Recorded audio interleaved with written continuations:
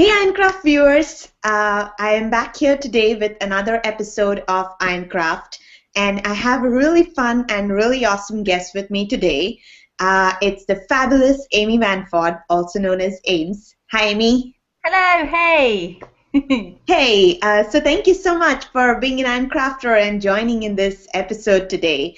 Where are Thank you you. joining us from? I'm calling from my living room in Sheffield, which is in England, and it's pretty much it's central England. It's sort of northern central, so across the pond today. Nice, very cool. So what's the weather like over there? Um, we've not really had much of a winter, so apologies to all you guys across there who've stolen all of our snow, I think, this year. Um, it's very nice and sunny, and the daffodils are out, is Wow. lovely. But it's now night time, so the temperature's dropping a little bit. It's a bit chilly. Oh, well, it looks like it's certainly better than what it is here in a lot of parts of yours. You're making a lot Yeah, of Minecraft viewers jealous. Do you know that? yeah. I'm sorry. I'm sorry. Well, that's okay. So, how's it influencing your crafting? Are you making summer-themed cards already? How's it? Ah, um, I'm still in the spring moment, but I've made a few Easter projects, so yeah, lots of eggs, and I've noticed that even the supermarkets are starting to cater for Easter now. So I've not, I've been a little bit naughty and had a few little Easter treats whilst crafting. But just don't tell anyone. All right, I won't tell if you won't. Cool. So, going along with the interview, I think the very first thing I'm going to ask you is, how did you get into paper crafting? How did you start, this journey of yours? I've always been into crafting since I was really little, but the actual kind of crafting that I do now, I've been into since probably about 2006. My friend owned a craft store and did this thing called scrapbooking, which was brand new to me. I'd never heard of it before, and she sold a few stamps, and I purchased a couple and some blank cards, and just got creative and busy, and then before I knew it, I was persuaded to do a blog, and the rest took off from there, really. Wow, wow, that's a really cool journey. It's kind of really hard to imagine Amy not knowing about stamps and purchasing, paper crafting supply. That's really cool. So, what was the first project you made when you started off? So before the whole scrapbooking, stamping, I was into other forms of paper craft, like Mhm. origami and quilling was one of them, and I still use those on my cards now, still sometimes. And I tried cross stitch and knitting and anything basically crafty. I tried some Nice. successful, some failures. Cool. So, do you think do you feel like, those other forms of crafting that you tried before influence your crafting style today, your card Oh, making style? yeah, definitely.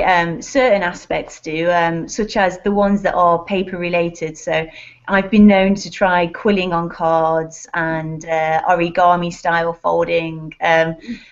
As for the cross stitch, I think we'll leave all of that in the past. I'm not very good at sewing or seamstress or anything sewing related, so that has to be in stamp form for me.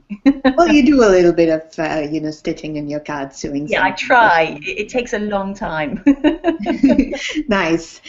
So back to then the paper crafting side. What was the first paper crafting project you made? You got all of these supplies, and what is the first thing Yeah. you?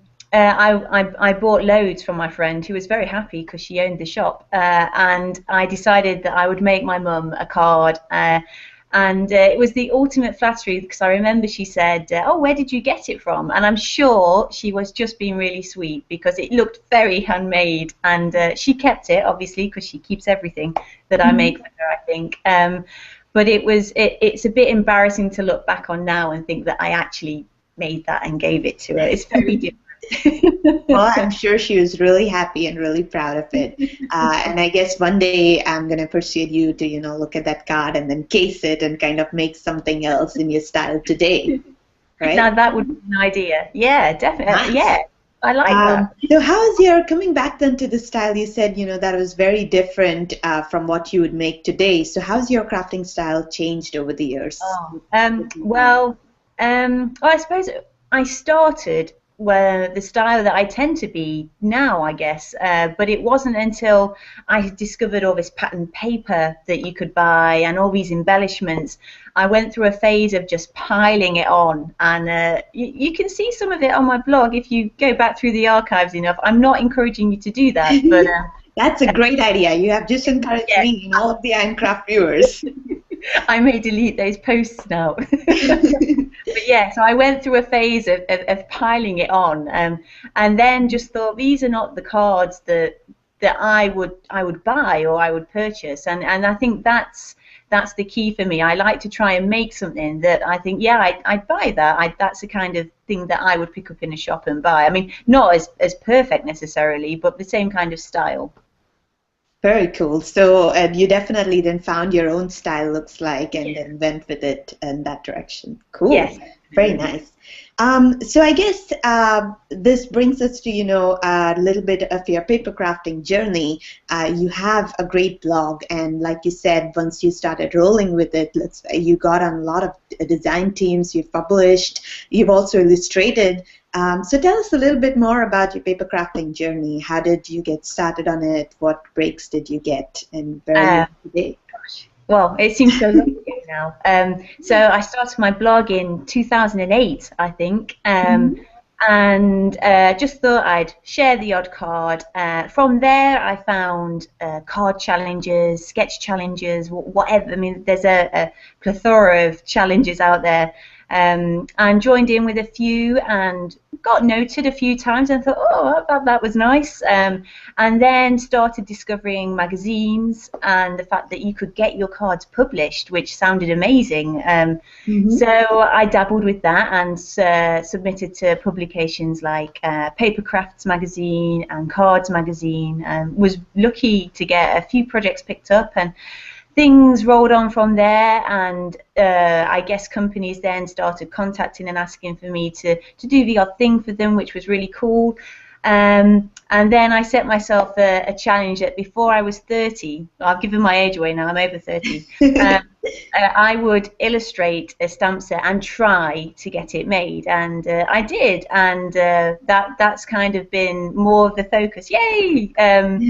From there, so I don't tend to submit to publications as much now because I just don't have the time anymore, because I'm working for clearly besotted stamps and challenge blogs like Case Study and Top Dog Dies, and that takes up a lot of my time now. But so for me, that's the focus of what I do now. Very cool. So that's really, really awesome. And we'll come back actually to the illustrating bit a little bit later. I don't want to give away any surprises to the viewers. But let's talk a bit about your publishing. You have submitted cards for publishing, and I'm sure there are a lot of crafters out there who are trying to get published, who want to, do the same. What tips do you have for them? Okay, I think the main thing is to learn to accept rejection, and I think for some of us, me included, that's a really tough lesson to learn. That what you think is an awesome card, very rarely, or it might get picked up, but amen to that, yeah. Yeah, there's been times where I've submitted something and thought, yes, that is going to get picked up easily, and only to find that no, they didn't want it. And I mean, that's great for me because I put it in like my blog then, so I can share it still with people. But yeah, rejection is a big thing, and and I also think it's thinking outside the box. That tends to be the key thing that sometimes publications are looking for, and also getting a feel for the style of the publication. So if you have a few of their magazines, flick through, get a feel for it, and create for that magazine in particular. I think that's the key. That's a really great tip. I think rejection, in paper crafting comes in all sorts of forms. Yes, but if you just roll with it and you just enjoy it, I think that's. Yes. I think if you make what you like, then you can't go too wrong. That's really true. Wow, that's a nice quote. I'm gonna steal it and put it on the blog. Feel free. So I guess then you do make a lot of cards, right? And for design teams, for publishing, and so on. Yep. What happens to all of those cards? What do you do with them? Okay, confession time. Okay. They tend to be put in a box in my, well, I'd say studio, but I share a room with my guy, so my crafty corner. Um, I do give a lot away, but Mhm. sometimes we make cards for occasions that maybe we don't celebrate as much over here in the UK. So, I don't have a cause to send out many you are awesome cards because it's just, I don't know, it's not really the thing. So I put those to the side and with the aim to send them out to maybe friends across the pond. But yeah, I'm trying this year to send more cards to more people because it's a pretty poor turnout that I make so many cards and send so few out. Wow. So you have a whole box full of awesome cards just Yeah, waiting to I be have given. yeah, a All right. box and a drawer. So yeah, yeah, Wow, definitely. that's a lot of cards. So I guess this is the time all you handcrafters should viewers should really listen in. What I'm encouraging you to do is go ahead and ask Amy for an Ames original card, and she will send it to you. She's I will, making yeah. it ready for you. Yeah, even better, come round, have a cup of tea, and you can take as many as you want. Ooh, wow, that's an awesome offer. It's like going to, an artist's gallery and then being told, here you can pick any work of art you want. That's awesome. Oh, that's very sweet. Thank you, thank you. All right, so I guess the big question also that I wanted to know is, what do you do when you're not crafting? As much as I would love to believe that you're crafting all the time and always, and I also feel sometimes like that I would love to keep crafting and crafting. But what do you do when you're not crafting? Well, I would love to craft all the time. That would be great. But no, I work full time, so most of my time is taken up with work, which is great because I work in a school. I work with kids with emotional, behavioural difficulties, so it's challenging, but it takes a lot of my time. But it's great. But outside of work and outside of crafting, I am musical. I love music. Love to listen to it, play a few instruments, but not to a very good level, just enough to get by. My guy's in a band, so we Wow. spend time together playing and supporting him on gigs. And I also play soccer, football to me, soccer to you guys, I guess, which I really, really like, and I've done that since I was a kid. So yeah, Nice, yeah, awesome. That's a really diverse set of hobbies. So it is is. this where I can persuade you to play something for us and sing something for us? I would, but the piano's in the other room, so I can't really drag the piano. But when my guy comes back, yeah, we might set something up. Who knows? Cool. Well, okay, so this is again another thing I guess that we should get all of the viewers to do. If enough of you really comment and saying we want to hear Ames, she's going to come back, I promise, and she will play a gig for us, right? Yeah, we can try. All right, cool. That's really nice. So everyone definitely comment and tell us if you want to hear him play something. Um, so going back to your crafting studio, tell us a little bit about how the crafting session in your studio works. Are you a neat crafter, or does it look like everything just exploded in the room? How do you start your thinking process and then go about actually creating? Well, I suppose nowadays most creating time is spent doing assignments for companies. So I have to sort of work within those limits. And I Mhm. carry a notebook around with me everywhere, sketching ideas, card sketches, or seeing something that just inspires me. And the aim is to sit at my desk with the idea already in my head and just do it. Now, very rarely do I make something similar to what I imagined it was going to be, but yeah, that tends to be the process. But as for tidiness, I used to be very messy, very, very messy, with mountains of stuff all over the desk. And I don't know if this happens to you, but you start with a clear desk, and then before you know it, you're crafting in this little tiny bit. And I've even been known to start crafting on my That knees. totally happens to me. In Yeah, fact, I cannot you know, remember the last time I had, the whole desk to myself all cleaned up. yeah. And my guy is extremely tidy and organized and said, if you had such a clear desk, it'd be much better for you. So So yeah, so recently we cleared it, and he did help. And I now have the resolution that after each crafting session, I tidy up, and that has done wonders for having a clear desk. So yeah, so I tend to be neat and tidy now, but I've been known to be very messy. Wow, nice. That's a great tip to tidy up after each session. Yeah. I've heard the other side of the argument as well that if you actually leave out scraps and bits from previous crafting session, then the next one kind of is easier because you have these little scraps that you can pull in to make a card. Yeah. What do you think about that? Yeah, I think that's definitely. Well, first of all, any justification for being messy, I'm on it. And I do have a little pot on my desk that I do keep all my scraps in, because I am a hoarder. I can't throw anything away. I'm getting better, but I've been known to keep the tiniest pieces of paper, thinking, oh, I'll have a use for that one day, and never do. But yeah, every so often I go in my scrap bowl and I get stuff out and play, and yeah, it's surprising what you can create with scraps. Some of your best, well, my best stuff sometimes has been with scraps. So yeah, there's definitely a justification for being messy sometimes. That's really cool. I guess it probably helps being a little messy, but not a whole lot because yeah, there's a balance maybe. Right, yeah. It's kind of nice to have a clean desk. I would like to see, the top of my desk once in a while. It can be done. Yes, and then kind of be surprised, like, oh, it's this color. I never really knew my desk was this color. Wow. And I don't even know if it was originally that color or it just because I spilled some ink or something on it. Yeah, it's definitely surprising what you can find. Yes. So let's talk a little bit about photos. You take the most gorgeous photos when your cards are done. I see them on your blog all the time, and when you've been published there as well. How do you do it? What's your secret?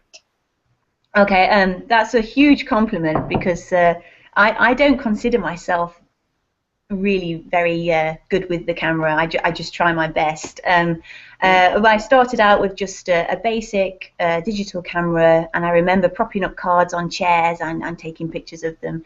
And it was from browsing blogs that I see such beautiful, stunning photography.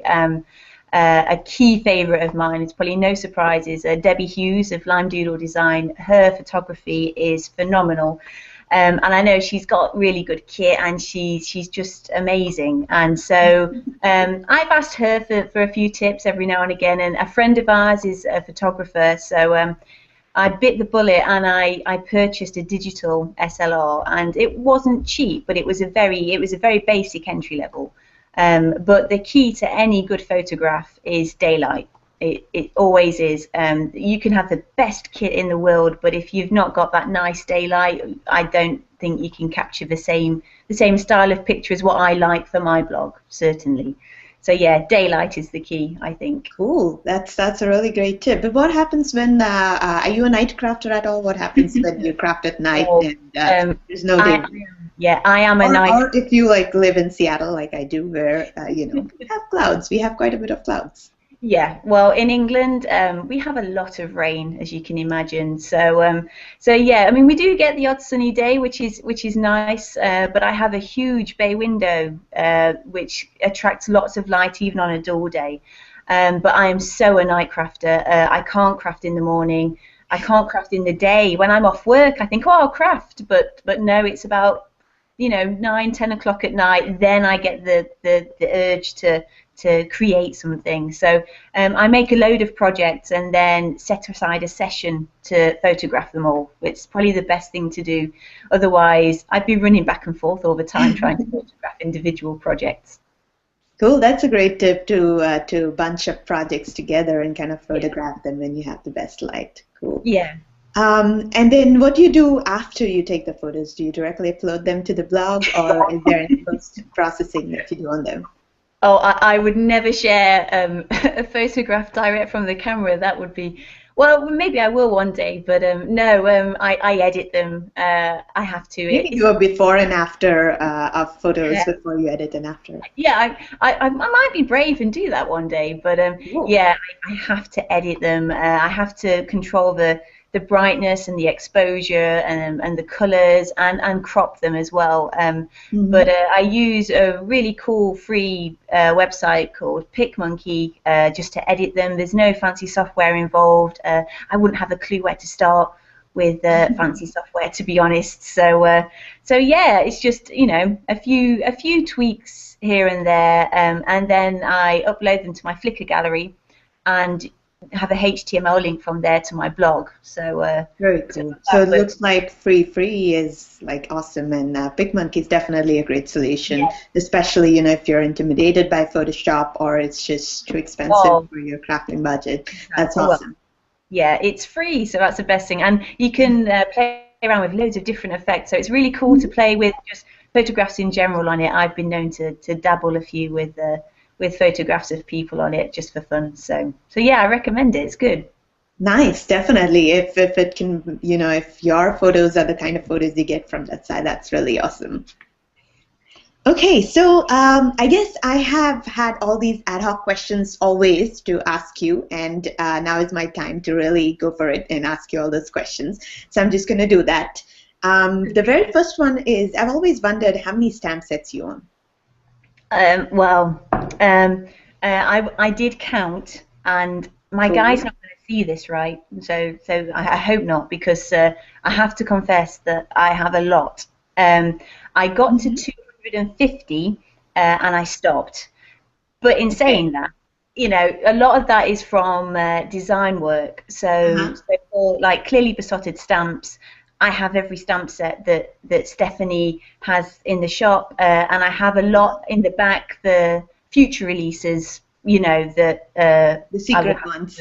Yes, I can't show you, but they're good. They're great. They look great. So yes, I have a lot, but I need to try and have a sort out. But I try and get rid of a set, but there's always one stamp in that set that I really like and can't part with. So yeah, so one day I'll declutter, but yeah, a lot of stamp sets. Well, one day you're gonna at least count them all and tell us how many you have. I daren't. Nice, very cool. And then the other question I always had was that, you know, your cards are so neat and so awesome, and we'll definitely talk about your crafting style in a minute. But I've always wondered if you've had like a craft oopsie, and what did you do then did you just keep calm and cover it up, or did you do something to it or freak out? I like that you call it an oopsie, because that's what I call it as well. Awesome. And like mine think alike. Yeah, on most of my cards, there's an oopsie. I make a lot of them. And the trick is how to cover it up. I mean, sometimes you just have to start again and have a little cry later about it. But yeah, I tend to be very good at covering things up with maybe a die cut, or if I've stamped crooked, sometimes you can just tilt the paper and trim it down again, which is a good tip for trying to save on time. But yeah, I make a lot more than people would probably imagine. Yeah, far too many. Cool. So then it's just natural to be able to cover. Oh, definitely. And some mistakes have led to a completely different outcome that's been great. So yeah, I think we all make mistakes, and I think sometimes it's not a mistake then anymore, right? Yeah. It was intended. It's art. It's how it was supposed to be. Yeah, definitely. Yeah, it's a creative process. That's what I like to tell myself. Cool. Very nice. Okay, so this is a fun part of the interview. We are right at the rapid fire round, and what this is I'm going to ask you questions really, really fast, and you have to answer equally super fast all of those questions. Okay. There's no time to think. Tell me the first answer that comes in your head. All right? Okay. Are you ready? I think I'm ready. Do you want to take a drink of your tea? Can I? Just to prepare, just, you know. Okay. That's good. Okay. All right. I'm ready. Let's do this. 3, 2, 1. Favorite drink? Gin and tonic. Okay. Current favorite crafting item? That would be my cuttlebug. Okay. Worst crafting nightmare? Spilling a cup of tea across a project. Well, that's better than spilling glitter, I guess. Or actually, that isn't. Happiest crafting memory? Would be getting to the final of Gallery Idol all those years ago. Wow, that's a really good crafting memory. All right, describe your style in 3 words. Clean and simple. Is that one or is that three? That is one. I'm gonna Clean, count it as one. simple, It's gas. clean, simple. Fun, Okay. and graphic. Okay. You have to be faster than that in your responses. All Okay. right. The first word you think of when I say glitter, Sparkle, paint, watercolor, sketch, doodle, stamp, emboss, paper. crafting. Cool. That Is that I'm not taking a psychology test. I just thought it would be fun to ask you that. I think you can determine from that I'm crafty, but yeah. Cool. And the last thing of the rapid fire round is that you have to give 3 poses for the camera. So pose one. You'll have to actually say something so that you come up bigger on the video. Oh, Let's do it. okay. Um, Ready? 3, 2, 1. Pose one. Hello.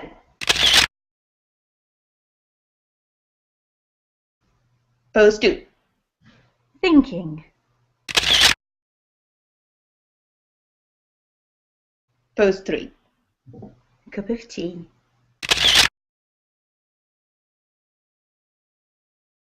Cool. All right. So since this is iron craft, that brings us to our iron crafting segment. And we both have been using the same ingredients to craft a card together. It's like virtual crafting. It's my time to, hobnob with Ames and actually craft a card with her virtually. So the ingredients that both of us used is this awesome set that Ames illustrated for clearly distorted stems. Let's bring this a little closer. There you go. So it's called Post-it Love. Nice. So it's called Post-it Love, and this is the set that she illustrated. And my copy actually of this set is one that Ames sent to me.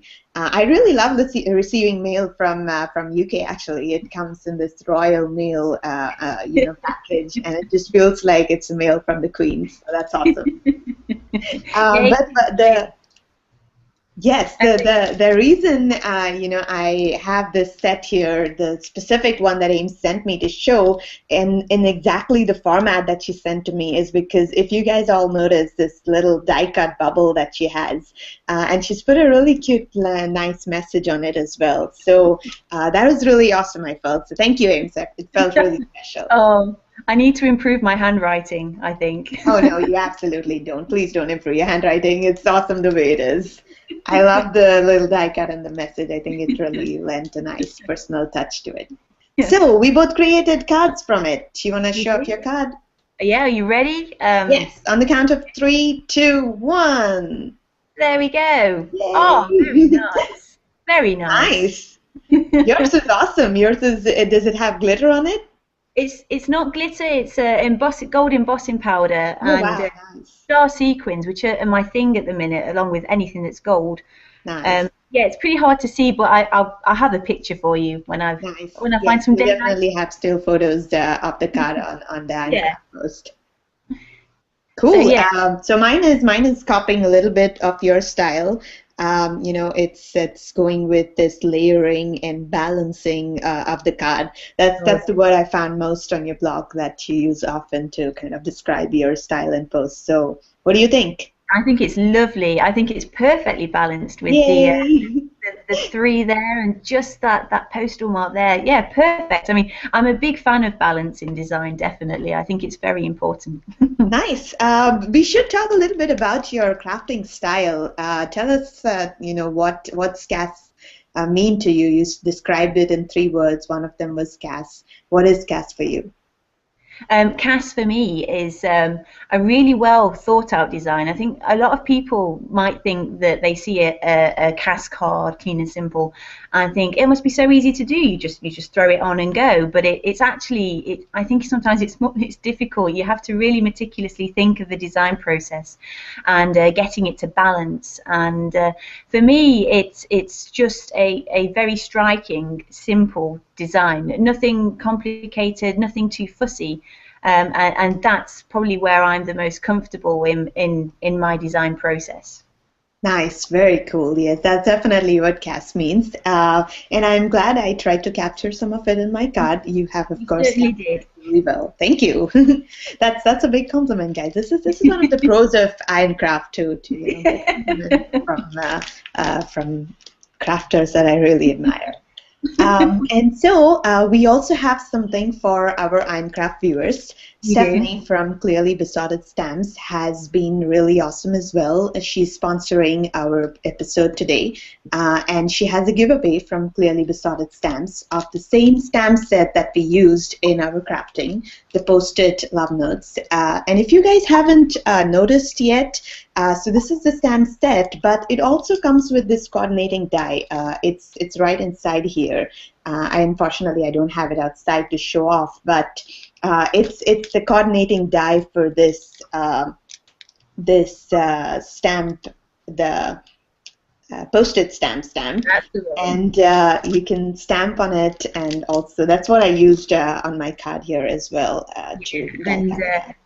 yeah, don't just limit yourself to the stamp set either. I've used it with different little stamps in other sets. It works a treat. Yeah, it's good. Awesome. That's a really versatile set. So, Ironcrafters, you can be the lucky winner of one copy of the stamp set, and all you have to do is go to the Ironcraft post. There'll be a link below this video, and it'll be the post on my blog as well. And answer this question that Ames is going to ask, and put your answer in the comments. So, Ames, what's the question? My question is that I would really like to know what your most positive crafting experience is or has been, and that doesn't have to be winning anything necessarily. It doesn't have to be anything that you think is out of this world. It could be when you discovered embossing for the first time. I mean, I remember heating up that embossing powder, and it was like magic. So yeah, I'd really like to hear people's most positive experiences of crafting, paper crafting. Very cool. That's a great question. So people go ahead and put in your highlight of your paper crafting, what your answer is, and we all look forward to reading your awesome comments and then choosing one lucky winner for the set. So that concludes this episode of Ironcraft. It was a lot of fun chatting with you, Ames. So thank you so much for joining in. Oh, thank you for having me. Cool. And Ironcraft viewers, I will see you next week with another guest. So make sure that you subscribe to the YouTube channel and also follow my blog so that you continue getting awesome interviews with awesome crafters like Ames. Thank you. Kind. Well, thank you so much. See ya. Bye. Bye, everyone. See ya.